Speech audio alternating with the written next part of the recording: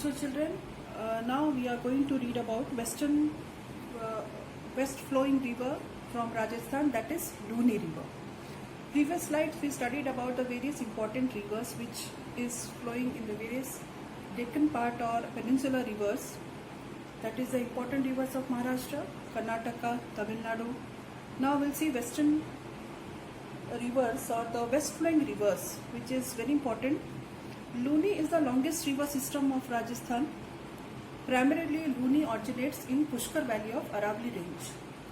Rajasthan in two branches. It divides Rajasthan in two branches, that is Saraswati and Sabarmati. This Luni river actually it divides into two branches. That is, its main tributaries are the Saraswati and the Sabarmati, which join each other at Govindgarh.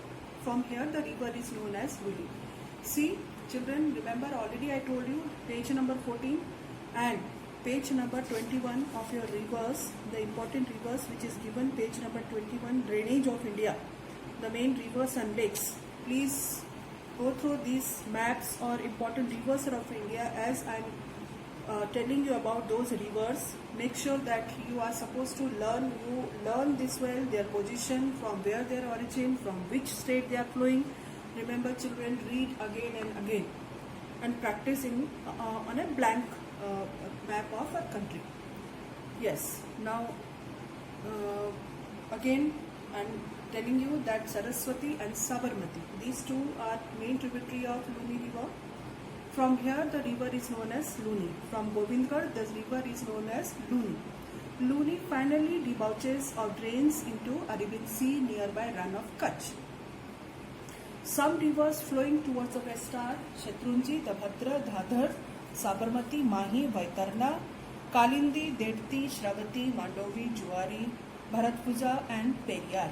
All these rivers are west flowing river. So these are small river.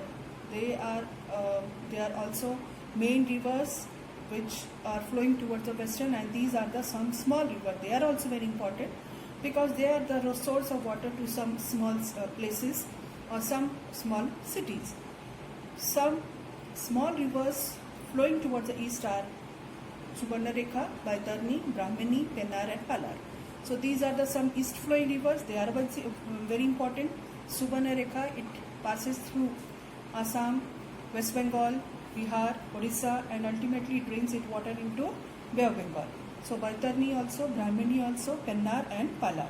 So these are the river system or drainage system of western part and also eastern part.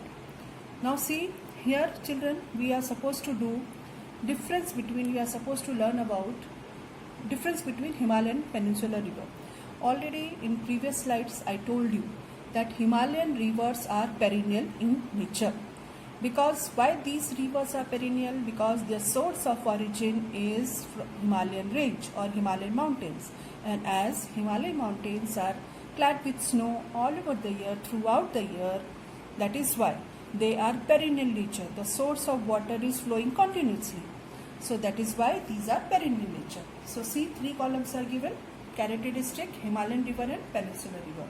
So remember this is very important from the examination point of view. The question can come in the form of difference between Himalayan and peninsular rivers. First characteristic we'll see, place of origin, Himalayan river.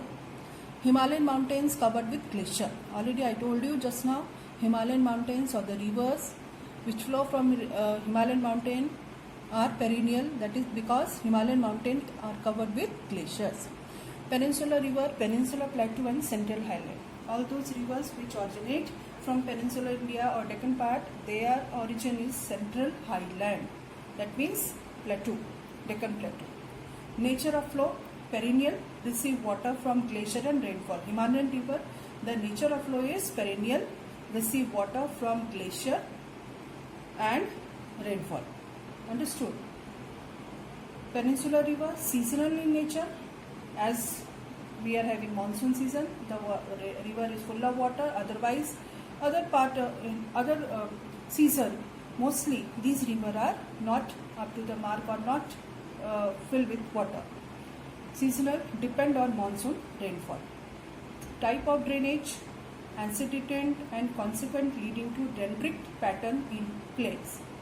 See, west flowing rivers or Himalayan rivers, their pattern of drainage when they are going to meet sea or Arabian Sea or Bay of Bengal, their pattern is somehow dendritic pattern, or we can say their these patterns of drainage. I will show you next slide that what is the pattern and what is the pictorial representation of these patterns. Understood? So just read it. Antecedent and consequent leading to dendritic pattern in the plains.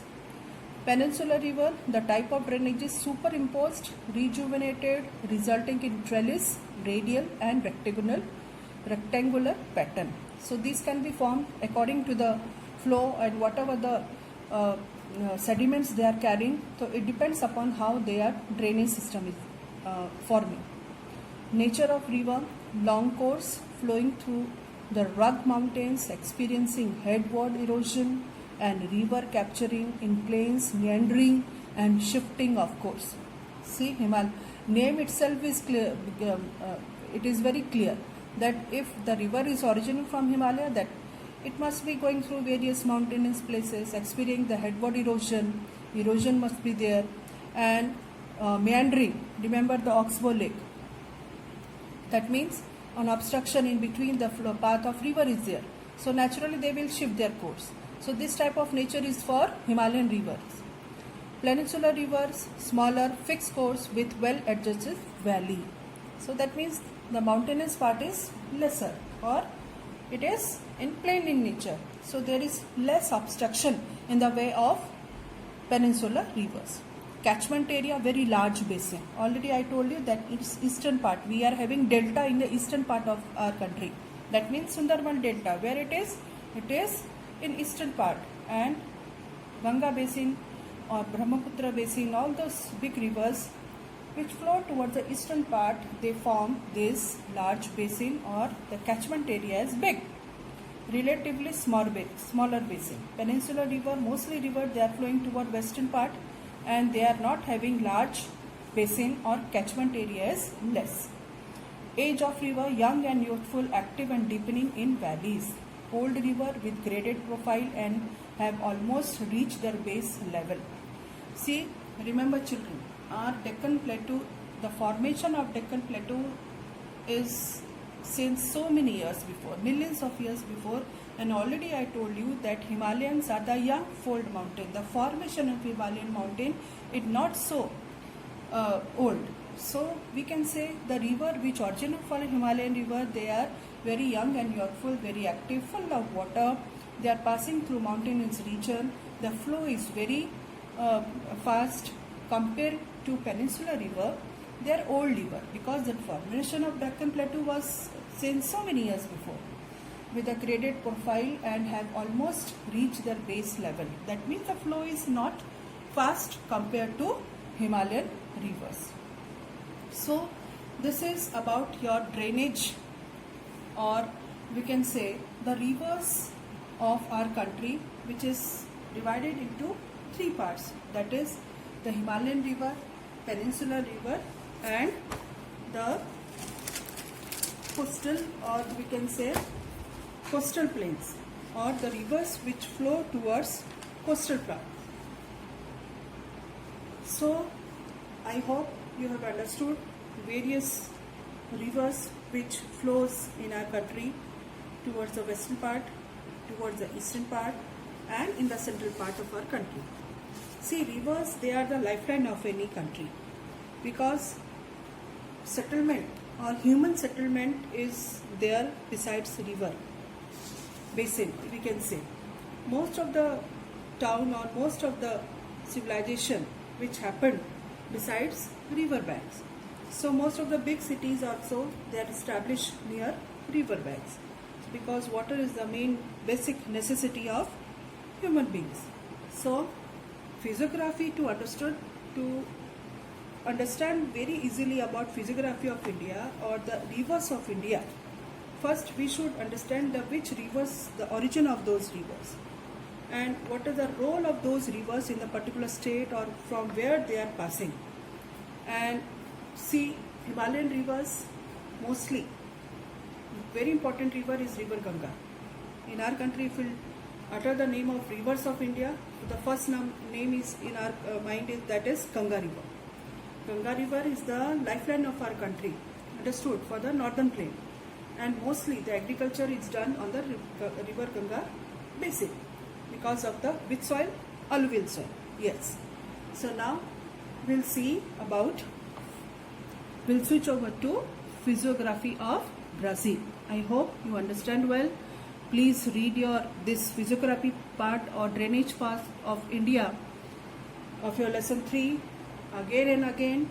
Understand well and underline the main important lines and river. Make small notes of the rivers, of the places, and learn it well.